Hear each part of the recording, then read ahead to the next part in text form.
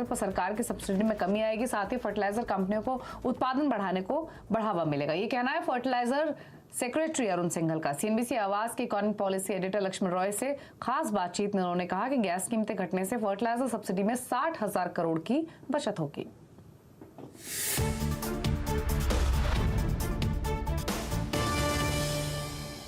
6 अप्रैल को कैबिनेट की बैठक हुई थी और उस बैठक में नेचुरल गैस प्राइस के नए फॉर्मूले की मंजूरी दी गई, जिससे उसकी अधिकतम कीमत अब जो है $6.5 पर MMBTU रह गई है।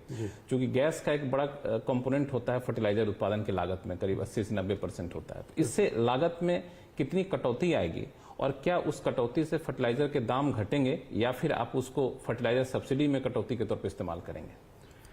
जैसा आपने कहा 80 से 85% यूरिया जो बनती है उसकी लागत गैस की लागत होती है, और गैस हम लोगों को डोमेस्टिक गैस भी मिलती है और बाहर से इंपोर्ट होकर भी गैस आती है। डोमेस्टिक गैस की हिस्सेदारी लगभग 10% हमारे टोटल मिक्स में रहती है। सिर्फ 10% होती है? जी 10% होती है।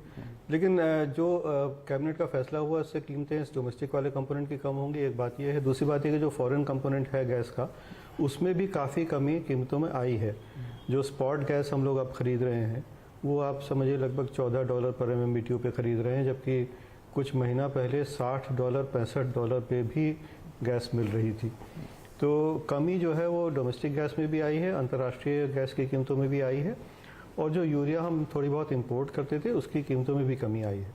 तो सब कुछ अगर जोड़ लीजिए, लास्ट ईयर हमारा खर्चा जो यूरिया पे सब्सिडी में हुआ था वो लगभग 1,60,000 करोड़ रुपये था, मोटा मोटा बता रहा हूँ।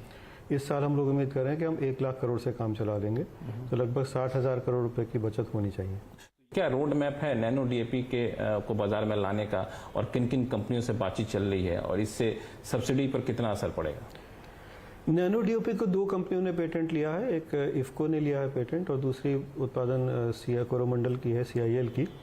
दोनों को कोरोमंडल इंटरनेशनल जी है। तो दोनों को कृषि विभाग ने मंजूरी दे दी है। दोनों तरह की नैनो DAP अब बनेगी, और इससे बचत कितनी होगी ये आगे का प्रश्न है।